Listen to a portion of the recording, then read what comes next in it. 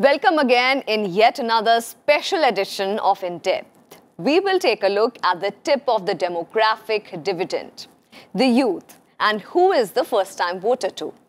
The young voters of India are an important part of the country's development and its future.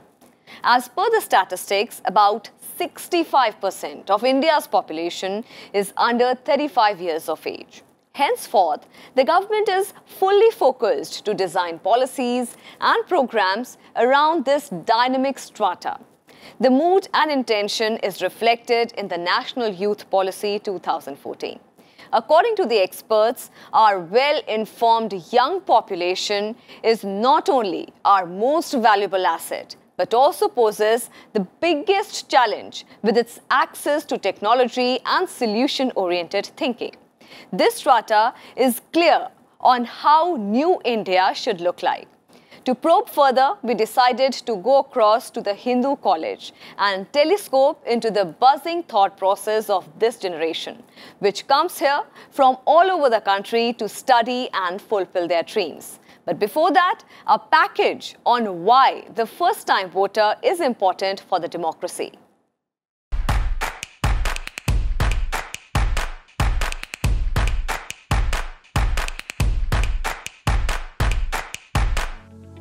These young Indians are ambitious and want freedom to take their career decisions. They also accept the need to rev up the new skills along with changing times. They want to go for higher education. They are also willing to take sabbatical to learn something new. Their vision for New India is positive and full of hope. As voters, they are aware of their power to change the nature of any political contest. According to the Election Commission, 1.5 crore voters in the age group of 18 to 19 years will exercise their right to vote for first time in 2019 general elections. The view of these youth is focused on the roadmap of the country's future. They expect political leaders to focus on the real issues like job creation, safety of women and farm crisis. These youth may differ in goals and career choices, but the expectation of the better tomorrow and the concerns ring same. Most of them also believe the limited resources and energy of the country should be harnessed carefully.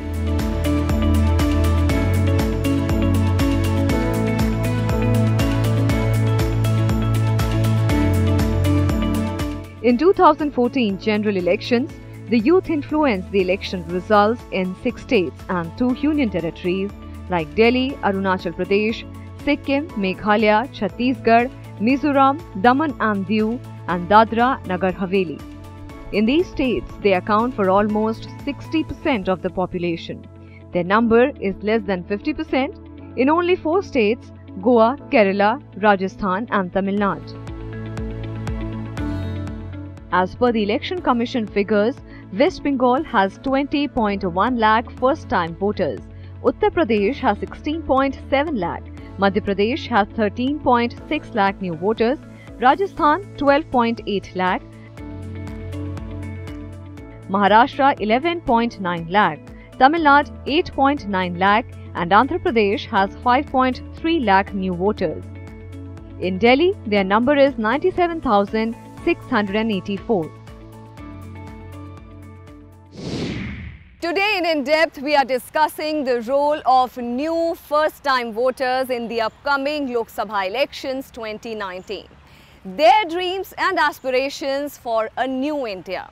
For gauging their perspective, we are today here at the very prestigious Hindu College, where students across India come to study. On the show, I am also joined by my colleague Sandeep Yash. So let's start the show and start talking to them.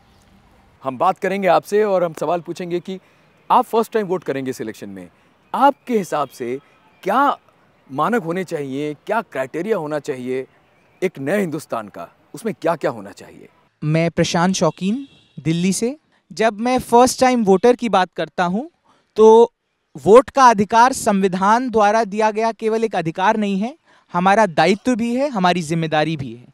तो सबसे पहले तो मैं आपके दर्शकों को भी और संपूर्ण देश को ये अपील करना चाहता हूं कि अपने घरों से निकलें और इस अधिकार का प्रयोग करें, क्योंकि अगर आप उंगली दबाएंगे नहीं तो आप उंगली उठा नहीं पाएंगे, आप प्रश्न नहीं पूछ पाएंगे।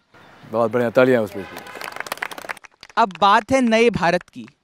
तो जब हम नए भारत की बात करते हैं तो उसमें मूल भारतीयता के सभी संदर्भ को जीवित रखते हुए हम ये कहना चाहते हैं कि यहाँ विकास होना चाहिए, यहाँ ठोस मुद्दों पर बात होनी चाहिए।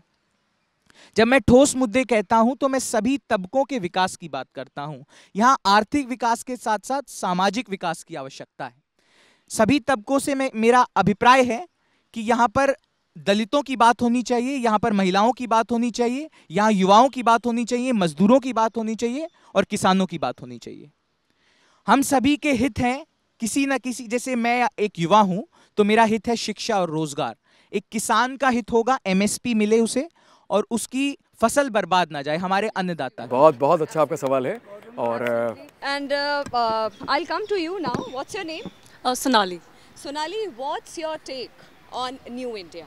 Well, I believe the kind of India in which I would like to live in would be the one where there shall be no economic disparities, no distortion of truth, there should be no repressive use by political leaders, and there should also not be the defamation of the minority groups, along with the freedom to express, the freedom to cast their dissent and opinions on every policy, and also talking about the efficiency of the policies. I think when we come and when we decide on to decide the efficiency of a policy, the policy should not be measured by the initiative, by the facts it was established upon, but it should be judged on the outcome of the policy. Thank you so much.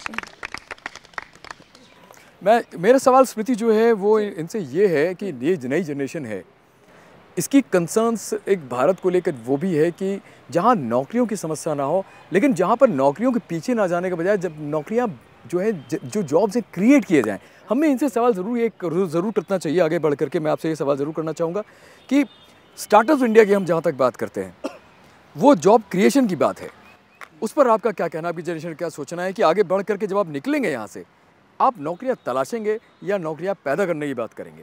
सबसे ज़रूरी बात यह है कि युवाओं को भी अपनी नौकरी तलाशने के अवसर के साथ साथ नौकरी कैसे बनानी है, मतलब किस तरीके से स्टार्टअप करना है, उस पर भी ध्यान देना चाहिए। लेकिन मैं इससे पहले हमारा जो मुख्य मुद्दा है कि पहली बार वोट देना, उस पर मैं आना चाहूँगा कि जैसे हम कह रहे हैं कि हम पहली बार वोट देंगे, और मैं उत्तराखंड से हूँ, हालांकि वोट मैं देना चाहता हूँ, लेकिन एक ऐसी पॉलिसी कम से कम सरकार को होनी चाहिए कि हम जब दूर पड़ रहे हैं तो हम वोट देने वहाँ नहीं जा पाएंगे।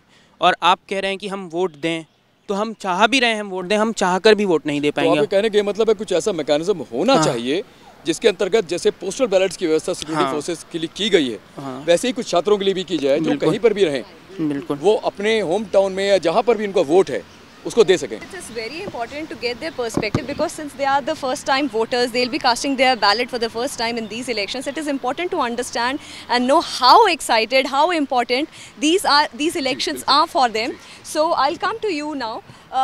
What's your name? My name is Ankita Biswas. I'm from Bengal and I have come to study. I'm studying maths honors out here. So basically when I hear the term called right to vote, that is suffrage, the first thing comes in my mind is responsibility. A responsibility as a responsible citizen of this nation.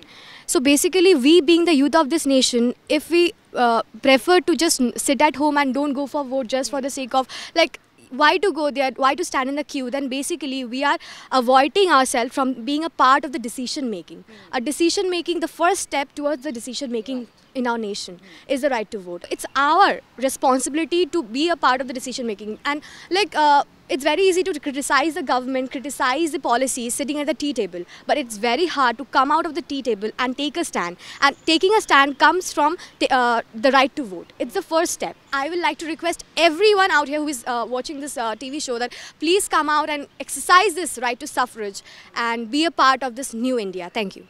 Thank you. बहुत so अच्छी बात much. इन्होंने बोली है कि बाहर निकल के वोट देना ज़रूरी है।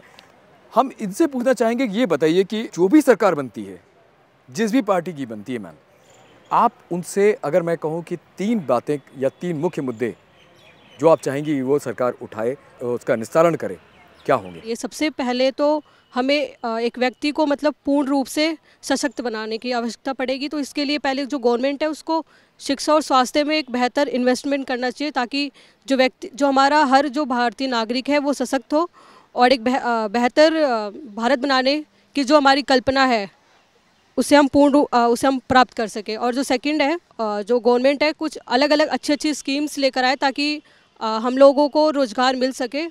और जो तीसरा पॉइंट है वो मैं ये कहूँगी कि जो भी जैसे यहाँ पे ऐसा होता है कि जो हमारा जैसे जो हायर क्लास है और जो हमारा निम्न वर्ग है, तो उनको दो अलग रूप से ट्रीट ना किया जाए, उनके जो मुद्दे हैं उनको उठाया जाए, क्योंकि जो हमारा जो भारत है वो केवल हमारे जो हायर क्लास है उन्हीं से नहीं बनता। जो हमारा निचला वर्ग है उनका बहुत बड़ा रोल है हमारे इंडिया को बनाने के लिए, तो उनके लिए भी काम किया जाना चाहिए और इन्हें समान मतलब आप बात कर रही है एक इंक्लूसिव इंडिया की, जहाँ विकास ज़मीन तक पहुँचे। बहुत अच्छी बात आपने कही। स्मृति, आपसे एक बात और मैं कहना चाहूँगा, हमने कुछ स्टूडेंट से बात की तो वो एक बात और कह रहे हैं कि वन नेशन वन पॉलिसी होनी चाहिए, यानी कि सारे राज्यों में जो है वो शिक्षा को लेकर के जैसे एक ही बोर्ड हो, एक ही यूनिफॉर्मिटी होनी चाहिए। So on that note, I will like to ask one question to that female, to that girl here. What is your name? My name is Vibhor. I'm from Himachal. Acha. Vibhor, so what do you think of this one nation, one education policy?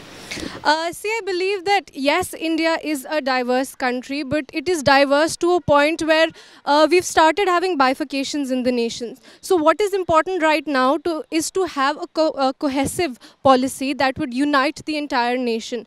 So it is very important that every individual in the country is studying in a language, or is studying things, not language necessarily, but studying things that are taught in every part of the country. So what we get is somebody who has studied everything that each and every person is studying, be it Kashmir or be it in Tamil Nadu. And what is also important right now is the reforms in our education system, because they were formulated at a time where there was an entirely different kind of rule in the country. So if we are trying to build a nation from the youth on those policies, it would be really wrong for the country.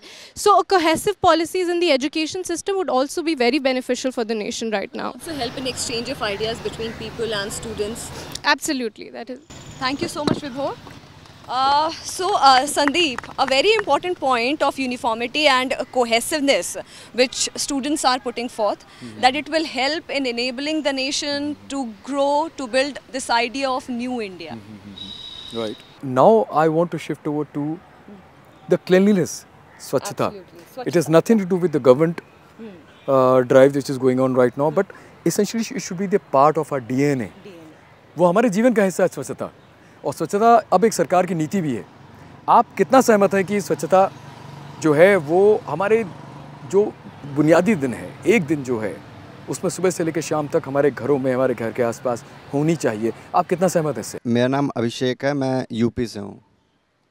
तो अगर स्वच्छता की बात करें तो स्वच्छता जो है वो सिर्फ एक सरकार की नीति नहीं होनी चाहिए, बल्कि अगर हम व्यक्तिगत रूप से उस पर ध्यान दें तब जाके हम उसको एक वृहद स्वरूप प्रदान कर सकते हैं। हाँ, जो सरकार की नीति थी उससे भी काफ़ी जागरूकता फैली है, जिससे लोग, जैसे अगर बात करें तो कभी उन चीज़ों पे ध्यान नहीं जाता था, और उस दिशा में अगर ध्यान मोड़ा गया कहीं ना कहीं, अगर मैं अपनी ही बात करूं तो कहीं ना कहीं एक बार ये आता है, कुछ फेंकने से पहले या कुछ इधर उधर कूड़ा करकट या करने से पहले एक बार दिमाग में अब ये बन जाता है कि नहीं, अगर एक अभियान कोई चला रहा है तो उसमें हम अपना योगदान ज़रूर दें, ताकि हम बेहतर भारत बना सकें, स्वच्छ भारत बना सकें। जी बिल्कुल दुरुस्त आपने कहा। आपका क्या कहना है? जी बिल्कुल, जैसे कि अभिषेक भैया ने कहा है, मेरा नाम विश्वास है और मैं राजस्थान से हूँ। और स्वच्छता एक व्यक्ति के निजी लेवल पे आना चाहिए, और क्योंकि सरकार ने अपना किरदार बहुत अच्छे से निभाया है कि उन्होंने एक मास अवेयरनेस फैलाई है, पर ये हमारा दायित्व बनता है कि हम इसे लॉन्ग टर्म के लिए ले जाएं। और क्योंकि स्वच्छता के लिए बहुत से ऐसे कार्यक्रम हुए हैं, स्कीम्स प्लानिंग्स और हुई हैं हमारा, पर सबका बेस यही रहता है कि एक व्यक्ति, एक इंडिविजुअल जो इस नए भारत की कल्पना करता है वो इसमें क्या रोल निभा सकता है, तो उसे ही सब कुछ करना होगा, उसे ही देखना होगा। क्योंकि आज सरकार है, हो सकता है सरकार कल को बदल जाए, तो क्या वापस हम पीछे चले जाएंगे? नहीं, हमें आगे ले जाना होगा नए भारत के लिए। तो हमें उस स्वच्छता के जो नए आयाम हैं उसे देखना होगा और एक देश को बहुत बेहतर करना होगा। बहुत अच्छा आपने बोला। आपसे सवाल ये है कि नया भारत युवा के लिए, युवा के हिसाब से आप नए भारत की 3 खासियत बताएं जो आप देखना चाहते हैं अपने नए भारत में। मैं डॉक्टर धर्मेंद्र और दिल्ली से, मूलतः उत्तर प्रदेश से हूं पर दिल्ली में हूं। नए भारत को लेकर के जो मेरा अपना भी सपना है और शायद वो देश के अधिकांश लोग मानते भी हों, भारत एक ऐसा राष्ट्र है जो जिसे अधिक से अधिक आधुनिक अभी होना है, पर भारत का जो स्वरूप होना चाहिए वो अपनी परंपरा से भी उतना प्रेम करे, वो अपने वेदों और उपनिषदों को भी उतनी मान्यता दे। ये भारत केवल आधुनिक भारत नहीं हो सकता है, ये भारत गांधी का भी भारत है जो वैचारिक रूप से आधुनिक है, ये नेहरू का भी भारत है और भगत सिंह का भी भारत है। तो इन सभी के विचारों को समग्र रूप से शामिल करते हुए अगर हम भारत निर्माण की बात सोचें तो शायद भारत विश्व का एक बेहतर देश बनेगा।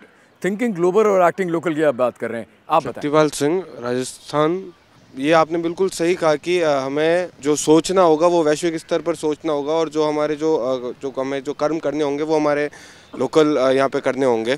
अगर जैसे ग्रामीण अर्थव्यवस्था जैसे मध्यकाल या प्राचीन काल में थी कि गांव को कभी भी बाहर से इंपोर्ट या एक्सपोर्ट करने की ज़रूरत नहीं पड़ती थी, अगर वो स्थिति आज भी आ जाए कि भारत की गाँवों की अर्थव्यवस्था जो पूरा विश्व चकित है कि कैसे हज़ारों सालों तक एक ही गाँव अपनी अर्थव्यवस्था खुद ही चला पाया, अगर हम आज भी उस चीज़ को करें तो शायद हम एक बेहतर भारत की ओर बढ़ सकते हैं। So this is the point which the students are raising, that think global and act local. Yes. This is the crux of what we are getting to understand from them. One very important point which we cannot forget is the role of farmers in our country.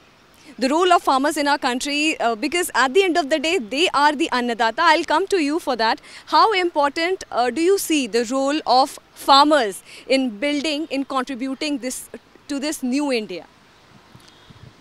मेरा नाम नीरज है और मैं दिल्ली से ही हूँ और किसानों के बारे में यही कहना है मेरा कि जब हम अपनी अर्थव्यवस्था के उत्थान की बात करते हैं तो ग्रामीण किसान जो हैं वो मूल इकाई है जिनकी वजह से हम अपनी अर्थव्यवस्था का उत्थान कर सकते हैं, क्योंकि जो किसान है वो हमारी अर्थव्यवस्था में बहुत बड़ा अपना योगदान देते हैं। What do you think? I am Rishi Sachan. I am from Central UP. They have facing many problems.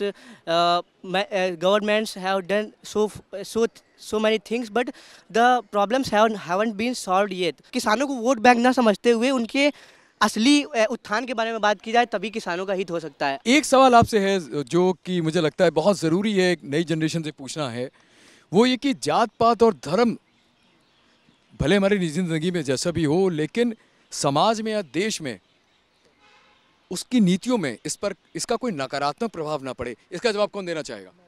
Sir, मेरा नाम इरफान अहमद लोन है और मैं कश्मीर के डिस्ट्रिक्ट बानीपुरा से ताल्लुक़ रखता हूँ। लोकतंत्र का जो पर्व है लोकसभा चुनाव तो आते रहते हैं सर। हमें चाहिए हमारे नेताओं को और हमें कि हम स्वस्थ परंपरा को आगे बढ़ाते हुए उचित मुद्दों पर चुनाव लड़ें। जहाँ तक रही, हमेशा मैं ये देखता हूँ कि जब भी लोकसभा सीटों की बात की जाती है तो जातीय समीकरणों की बात होती है। हमें इन सब से ऊपर उठ करके 21वीं सदी के विश्व में जीना चाहिए और हमें ये भूलना नहीं चाहिए कि भारत की आबादी पूरे विश्व की 17% आबादी है, तो इसे न सिर्फ अपने राष्ट्र के लिए बल्कि अंतर्राष्ट्रीय स्तर पर बहुत कुछ करना है। एक बहुत ज़ोरदार ताली है इरफान भाई के लिए हमारे। इसी का जवाब हम आपसे भी चाहेंगे, आप बोलिए। सर, आज हम लोग बात करें चुनाव की। हमारे डेमोक्रेसी को, हमारे लोकतंत्र को बहुत ही मजबूत करता है, क्योंकि लोकतंत्र का मतलब क्या है? हर एक व्यक्ति को मौका मिले, हर एक व्यक्ति का नजदीक हमारे पार्लियामेंट, चाहे वो हिंदू हो, चाहे वो मुसलमान, चाहे वो अमीर, चाहे वो गरीब। लेकिन मैं एक सवाल सबसे आज पूछना चाहूँगा कि कोई भी नेता या कोई भी बड़ा आदमी, आज हम दिव्यांगों की बात क्यों नहीं करता? उद्देश जी, बहुत बहुत अच्छा लगा आपसे बात करके। एक जोरदार तालियां उद्देश जी के लिए। Sandeep, on that point, it's very important that as the education system is important for students, it is equally important that when we elect people who govern the country, to have a minimum education, to have this platform where they are also qualified to become a part of that decision making of governing the country. तो इसका जवाब हम आपसे लेते हैं कि आपके युवा जो है इस देश में इस बारे में क्या विचार रखता है। हमें समझना होगा कि जब हमारा विद्यालय है, हमारा महाविद्यालय, हिंदू महाविद्यालय, यहाँ पर जब हम पियोन की नौकरी के लिए भी, हालांकि मैं समझता हूँ कोई काम छोटा नहीं होता, लेकिन यहाँ पर भी हम न्यूनतम क्वालिफिकेशन रखते हैं।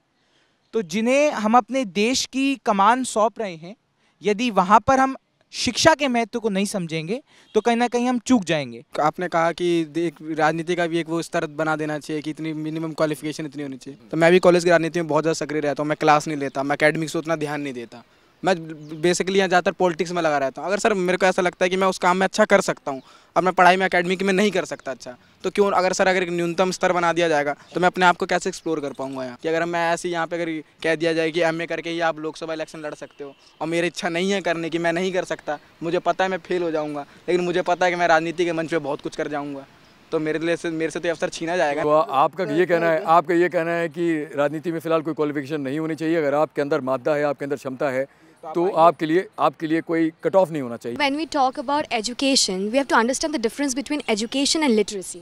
So while you were saying that there must be a minimum qualification, what will be the parameter of that qualification?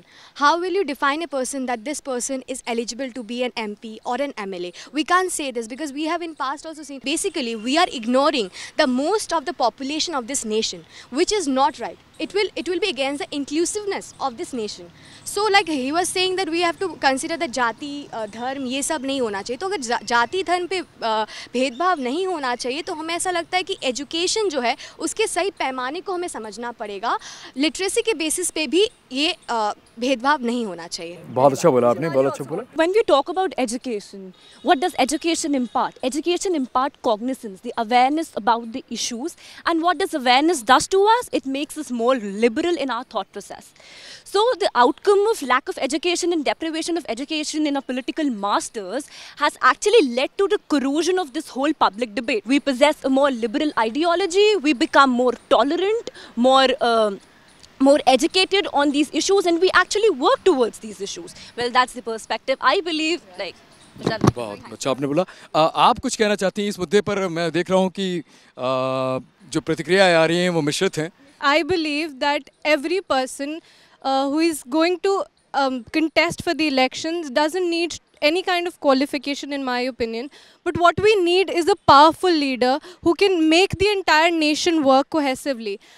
Other than that, इस रास्ते में जो काम होगा वो एक अलग दिशा में चलेगा, जहाँ हर एक बच्चे को एक बेसिक एजुकेशन मिलनी ज़रूरी होगी, जो है भी, लेकिन उसका ग्राउंड लेवल पे काम करना ज़रूरी है, so that one day there should not be any kind of question regarding the education of our politicians, because they will have that minimum required education. So that is what I believe, because the country is being run by the bureaucrats, and what we need is a powerful person who will present those ideas in a powerful way, making our nation look and be more powerful in terms of the entire world. स्मृति, इनका ये कहना है कि चूंकि नौकरशाही देश चलाती है, लेकिन उसके ऊपर जो पॉलिटिकल लीडरशिप हो उसमें ताकत होनी चाहिए, उसमें एजेंडे को उसके अंतिम दौर तक ले जाने की कुव्वत होनी चाहिए, क्षमता होनी चाहिए। In your vision, how do you describe a powerful leader? हमारे bureaucrats, they come out with policies which are, you cannot always predict a policy's outcome when you're framing it as 100% accurate. So powerful leader, in my opinion, will be who has the ability to implement that, and even if it goes wrong, he has the ability to take it upon himself that yes, it was my mistake and I have the necessary abilities to correct it all. So that is what I believe is a powerful leader is supposed to do. So powerful leader implementation, along with the right implementation, he should have this sense of ownership also. If something goes wrong, if something doesn't work out, he should take the responsibility and come out with some corrective measures. So Sandeep, what is your opinion of students on this perspective? I'll just get an opinion from one of the students here. आप बताइए। I mean that the powerful leader is not covered by the Lutyens zone. That Lutyens decides what's the country's future, not covered by the bureaucrats, and must be educated, because India has seen many leaders. They just don't understand that what the bureaucrats said and what the policies of India, and at least a minimum criteria of the education should be of our lawmaker. हम फिलहाल इस कार्यक्रम के आखिरी दौर में हैं, तो हम आखिरी सवाल जो है आपसे हम ज़रूर करना चाहेंगे कि आप हमें ये बताइए कि आज की तारीख में आप फर्स्ट टाइम वोटर्स हैं, आपके बाद जो फर्स्ट टाइम वोटर्स आएंगे उनके लिए क्या संदेश है आपके पास?